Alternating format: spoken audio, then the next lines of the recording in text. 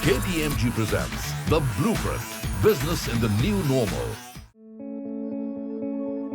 The transformative nature of the ongoing COVID 19 pandemic has embedded the need to assess long term implications, strengthen business resilience, and foster agility. Companies are proactively using this time as an opportunity to adapt, focus, and reinvent. We chat with Harsha Razdan, partner and head consumer markets and internet business, KPMG India, to gain some key insights on how companies can thrive in this new normal. Recently, we came across your research navigating through COVID 19. Tell us something about this research, its objectives, and approach. COVID situation can be looked at in two ways. One is as a huge challenge and the other as a huge opportunity. Our report was supposed to look at the learnings from what we have across multiple clients that we work with and ensure that the learnings are then cross-leveraged across all of you. This report, Navigating in Times of COVID, was done with over 150 plus CXOs across 10 plus subsectors, and we came down to about 550 plus best practices that these companies had adopted. We then went around ensuring that these practices are anonymized and with the intent to so that we share it with all of you and we make the best use of the learnings that each of you has had in the COVID time. While work from home could be beneficial in many ways, it could also lead to a point where people cannot develop a good working relationship with each other, making collaborations quite challenging. How do companies take focused initiatives to engage with business partners to ensure continuity in operations? This is a very pertinent question, and although for a lot of us work from home may sound to be easy, it's not as easy as what it sounds. We do know that a lot of people may not have enough space at home to do their jobs. They may not have enough privacy at home to sort of put to rest all the sound and the noise that occurs at home. We're actually invading on the space of all our children and our spouses. So a lot of companies have tried to address in multiple ways, whether it is in looking at flexible working hours. At times it's been trying to even get the furniture, the right kind of furniture and the seating equipment to people's houses so that they can use it.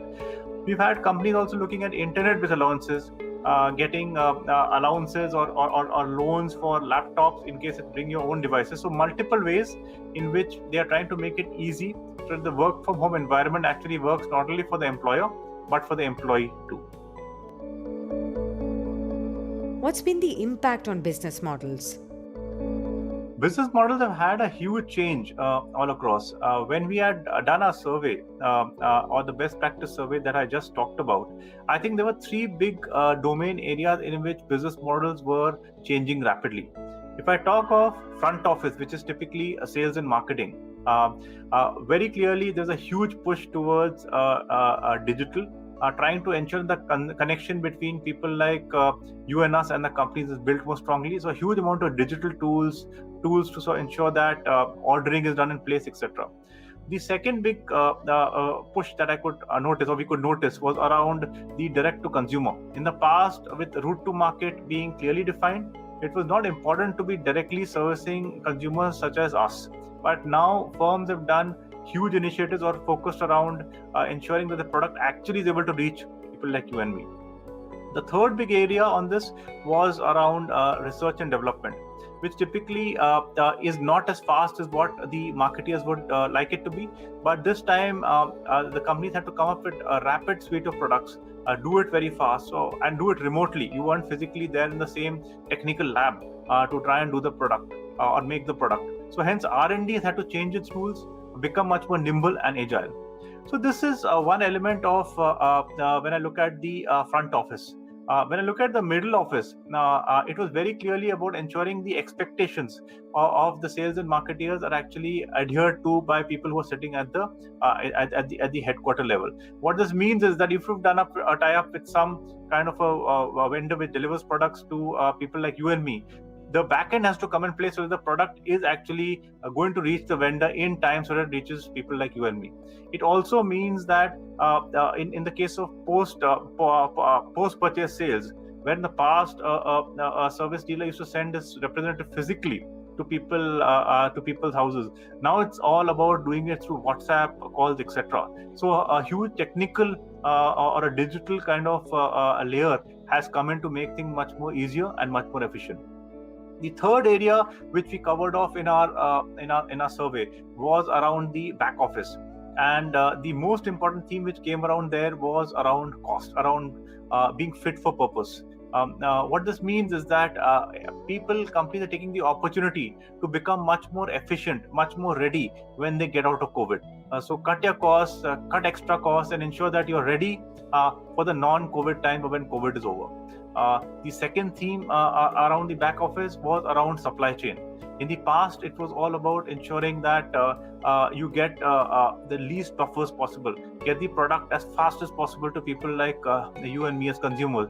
But now it's about what if scenarios. What if a particular area shuts down?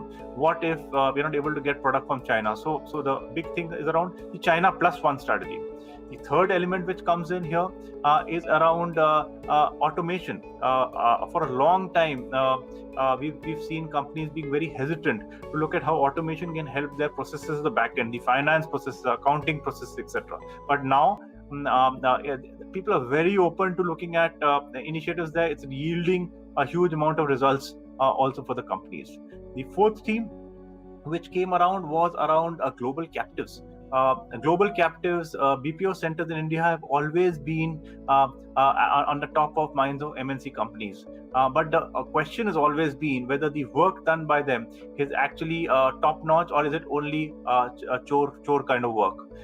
So here, very clearly, with lesser travel, huge challenges on visas to the mother companies in the US and Europe, we believe that a lot of value-added work will start getting done out of the global captive centers, the BPO centers which are based in India, and it's a huge opportunity for our firms in India to try and upgrade and become much more relevant to the global world. And the last theme I'd quote in the back office is around cyber security. And here I would say that there are only two kinds of companies which exist in this world. There are companies which have been cyber hacked and companies which don't even know they've been cyber hacked. So a huge pressure around what has to be done for cyber security. You're working from home, ensure that the right amount of security, two-factor authentication, etc. is all in place so that your data or company data is actually encrypted and safe. We chat more with Harsha Razdan and delve on protocols about future-proofing businesses and changing consumption patterns. KPMG presents The Blueprint, Business in the New Normal.